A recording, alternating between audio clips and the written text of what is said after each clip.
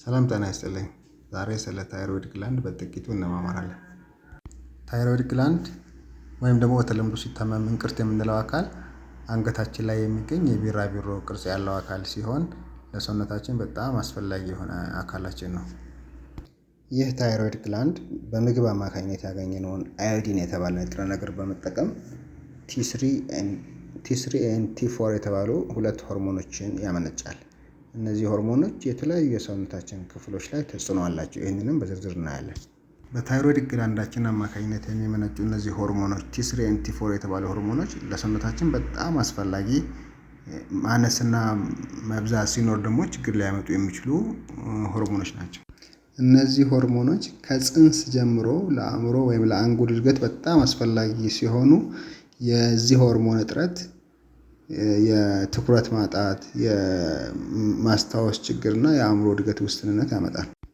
የእነዚህ ሆርሞኖች ልብ ላይ ያላቸውን ተጽዕኖ ስናይ አንደኛው የልብ ጡንቻዎች የመኮማተር አቅምን ይጨምራሉ። ሁለተኛ የልብ ምት ፍጥነቱንም ይቆጣጠራሉ ማለት ነው። ስለዚህ የእነዚህ ሆርሞኖች መዛባት የልብ ምት ችግር ሊያመጣ ይችላል።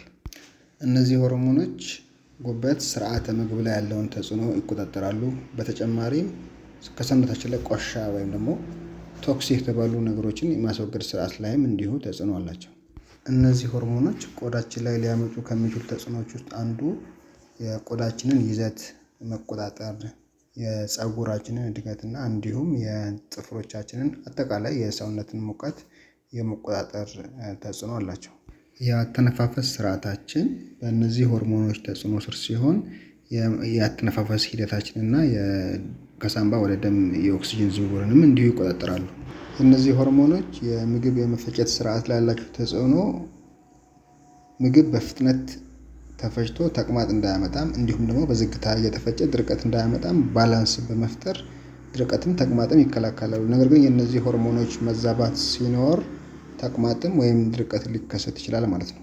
የእነዚህ ሆርሞኖች መራቢያ አካሎቻችን ላይ ያሉ ተጽዕኖችን ስናይ ሴቶች ላይ ትክክለኛ የሆነ የፔሪየድ ሂደትና እንዲሁም ደግሞ የዘር የመተካት ሂደትን ትክክለኛ መስመር እንዲይዝ ያደርጋሉ። ወንዶች ላይ ደግሞ እንዲሁ ቴስቶስትሮን የተባለውን ሆርሞን በመቆጣጠር ስንፈተ ወሲብን እንዳይኖር ያደርጋሉ። ነገር ግን የእነዚህ ሆርሞኖች መዛባት ሴቶች ላይ የፔሪየድ መዛባት ችግር እንዲሁም ደግሞ የመካንነት ችግር ሊፈጥር የሚችል ሲሆን ወንዶች ላይ ደግሞ የስንፈተ ወሲብ ሊያስከትል ይችላል ማለት ነው።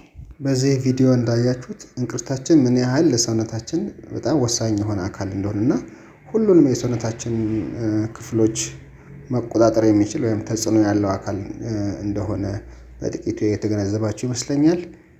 የእነዚህ ሆርሞኖች መዛባት የሚፈጥሩ ችግሮችን ደግሞ በተከታታይ ቪዲዮዎችን እንሰራለሁኝ። አመሰግናለሁ።